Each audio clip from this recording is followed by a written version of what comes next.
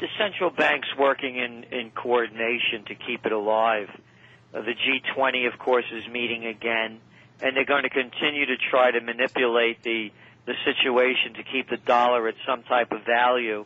But as we're seeing over and over again, whether it's coming from China, India, Russia, Brazil, there's going to be a new reserve currency. But those countries, we believe, don't want to unwind out of the dollar too quickly in fear of losing their holdings. Then it's not going to be worth much.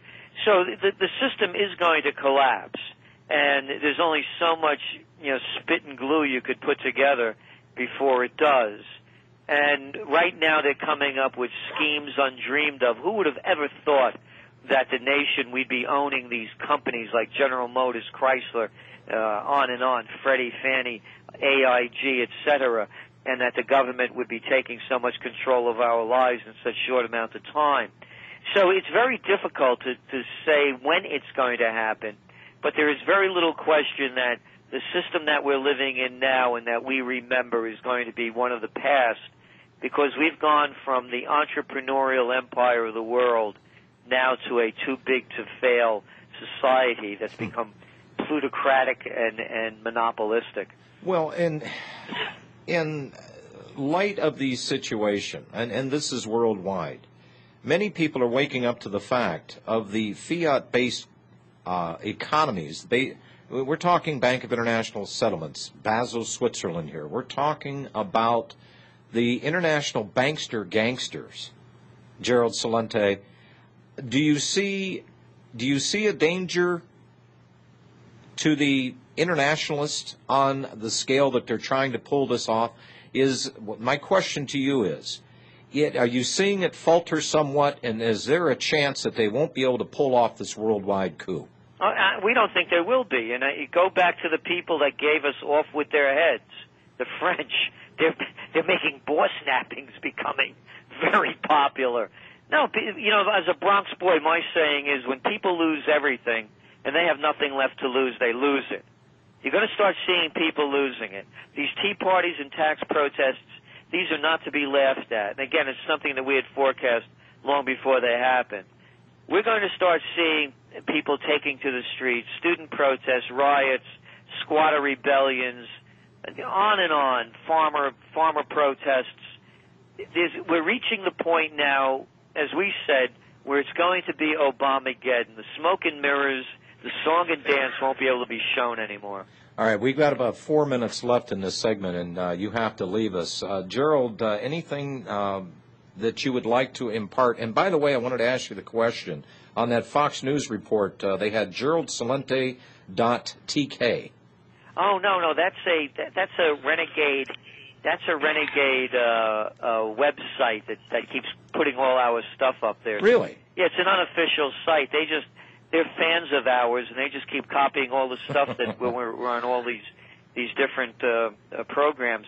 I believe, we were just on Fox as well. I think the one you're referring to was Happy Hour. Yes. Where it was a call-in. Yeah. The driver was late, so I had to rush back to the offices and do it over the phone. But I was just on Fox this past Sunday as well for 2 segments, and they gave us plenty of time to discuss Obamageddon and what's going to happen next.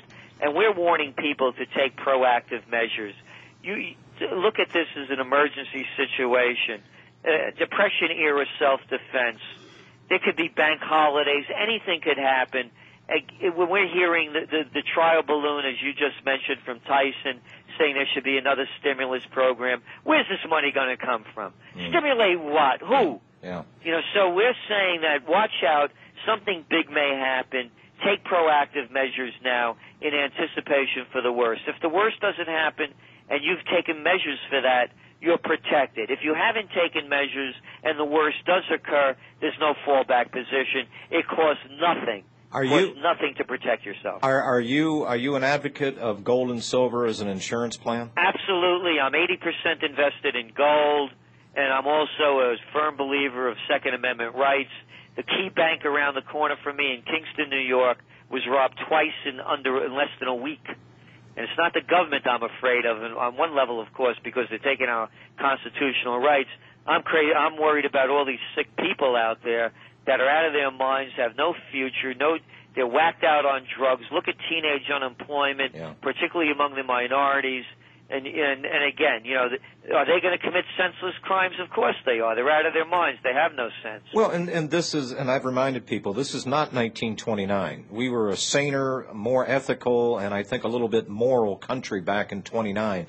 I don't see these people lining up to hand over their guns for a little bit of government cheese and/or benefit. Gerald Celente, your official site is? TrendsResearch.com. That's plural. TrendsResearch.com. All right. Gerald Celente, it's always a pleasure having you here. It's just unfortunate we only had you for a half hour, but thank you for your time, sir. And keep walking the walk and talking the talk, my friend. Okay. Thanks a lot, guys. All righty. Bye-bye. Bye-bye. Well, that was a little mini interview done by yours truly, my co-host here. Is Bob still there? Well, I thought that he was covering everything that I could. Okay. And I think he did it very well. He made me look very conservative. And he's come up with the same conclusions I have. All right. All right, tell you what, we got a break. Welcome back, ladies and gentlemen. Hour 2 of the National Intel Report, special edition on this Tuesday. It is the 7th of July, 2009. I forgot to make that little marker for last hour. Had a little problem with the amp distribution thing here. At any rate, folks, we are in a pledge drive. I started this pledge drive Friday, did the program, and actually repeated it yesterday. We've collected a total of $3,600, and our goal was $8,000. We're a little off the mark. 800-724-2719. We're doing a pledge drive. A few sponsors have dropped. Robbie, gold and silver sales, why aren't people spending their money? It's a mystery to me, and it's a mystery to everybody in the industry. People have got, obviously, you could use the old standard line that, June, July are slow months in the gold market, which they are. But yeah, it's a phenomena that's got many dealers out there scratching their heads, because for once we have product and nobody's buying, and the premiums have come down substantially. But yeah, I think people are just very nervous. I think they're just holding on to their cash. But I don't understand it. Do they not understand what this gold and silver is going to do? Because a lot of people still look at it as making a purchase. They don't see it as what it is, an insurance policy against everything that Gerald Celente just told us about. This is not about making money. I mean, this is, maybe I'll get into this on my show. This is not so much about making money, and it's a hard concept for people to try and grasp. This is insurance. It's protection. It's the only protection out there that's going to save your butt. And unfortunately, as I said, it's a matter of perceptions that people have right now. Well, I just hope that people's perception do not become their reality, and their reality leaves them in limbo land. Because I was dying to ask the question when Gerald Celente said he's got 80% of what his assets in gold. I was just tempted to ask the following question. So, gee, Gerald, how much is that? I'm sure it is sizable. I thought you were going to say, where's the other 20%? Yeah, well. And I'm sure his response would be in the minors. Yeah, or sitting in his cookie jar in his kitchen, for gosh sakes. I don't be a pretty big cookie jar. But at any rate, we'll go to the phones here. Let's go to Henry in New England. Henry, you've been holding for an hour. Henry, did you fall asleep? Hello. Ah, there you are. Okay. All right. I heard earlier John Valente, he mentioned some organization, or what is it called? Organization for Economics something. What was that? that he mentioned that compared things with different countries? No, that wasn't Gerald. That was Bob Chapman. Oh, Chapman. Oh, Yeah, right. you know the guy that's on the show that you're talking to right now. Right. Yeah. Right. Yeah, but I heard I heard Valente mention something with that though. No, I was the one that brought it up for an explanation from Bob Chapman. Okay. All right, Mr. Chapman, what is that organization called again? All right, let's get your answer, Bob, on the other side of the break here. I can barely hear that bumper.